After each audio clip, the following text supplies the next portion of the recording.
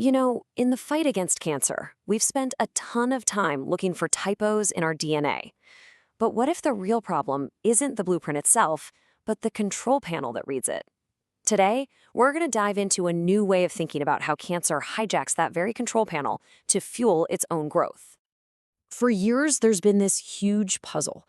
I mean, we know which genes are connected to cancer, but we don't really get how the cell's machinery is controlled to make the proteins that actually, build the disease. So what is that missing link? Okay, so you probably remember this from high school biology, right? The central dogma. It's this beautiful, simple idea. DNA has the blueprint, it gets transcribed into a messenger molecule, RNA, and that RNA gets translated into a protein, which does all the work in the cell. Sounds straightforward enough. Yeah, well, it's not quite that simple. Because when you really start to look closely, especially in something as complicated as cancer, that nice, neat little story starts to completely fall apart. And here is the heart of the mystery. Get this. When scientists actually measured the amount of RNA and the amount of protein that come from the same gene, the correlation is shockingly weak. We're talking about 0.3. So just reading the RNA instruction manual tells you almost nothing about how much of the final product, the protein, is actually getting made. And if you're trying to understand cancer, that's a massive blind spot. And that right there is what scientists call the protein prediction problem. It's a huge deal. I mean, if we can't accurately predict protein levels, how can we ever really understand what's driving a tumor's growth? And more importantly, how do we stop it? So to crack this case, a team of researchers used this really high-tech approach called multi-omics profiling. Think of it like they're detectives creating a multi-layered map of the crime scene. They looked at dozens of thyroid cancer samples, normal tissue, the main tumor, and where the cancer had spread, so they could see 3 different layers of biological info all at the same time. And these 3 layers were everything. First, chromatin accessibility, which basically tells us how the DNA is physically packed together. Then RNA abundance, that's our classic instruction manual. And finally, protein abundance, the super important final product. By looking at all 3 together, they could finally start to connect the dots. And their first major clue didn't come from the genes themselves. No, it came from something way more fundamental, how that DNA was actually packaged. So chromatin is just the stuff our chromosomes are made of. DNA and proteins all wound up together. And its accessibility is really just about how tight that winding is. A great way to think about it is like a library of books. If a book is open on the table, it's easy for anyone to read. That's open chromatin. But if the book is slammed shut and way up on a high shelf, it can't be read. That's closed chromatin. And by seeing which of these DNA books were open for business inside cancer cells, the researchers found something that completely flipped a long-held belief in genetics right on its head. See, for the longest time, the main suspects for controlling genes were these things called distal enhancers.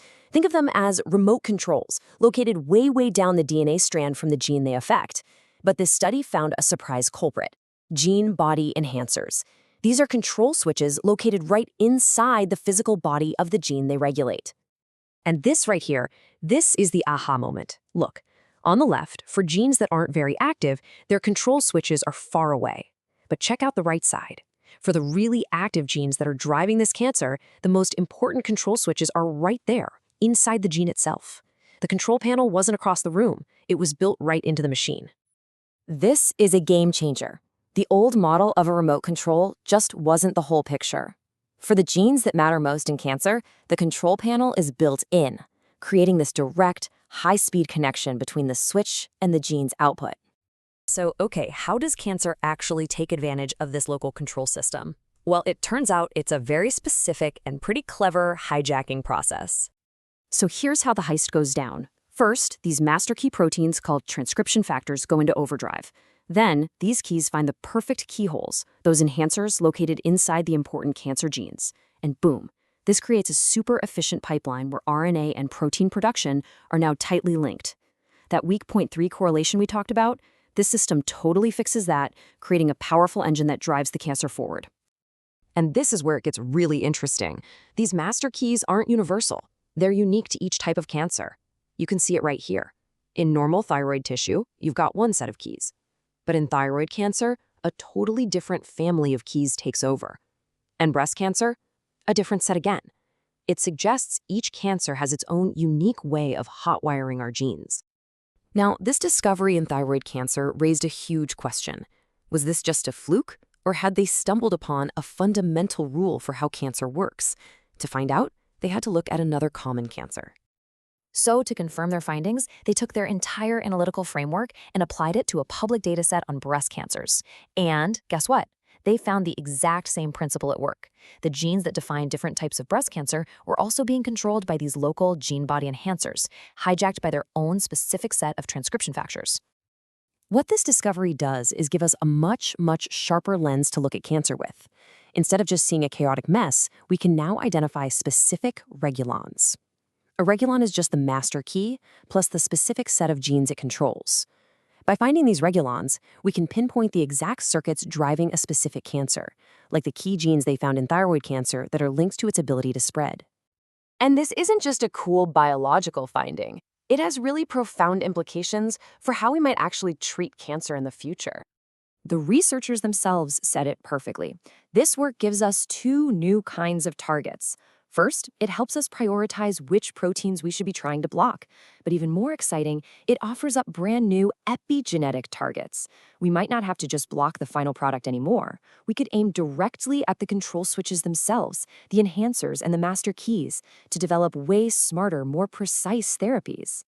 The bottom line is this. By finally understanding where the real on-off switches are, we can start designing smarter drugs to go in and flip them to the off position, shutting down the entire cancer-driving circuit right at the source. It leaves us with a pretty fascinating thought. For so long, we've been focused on the genetic code itself.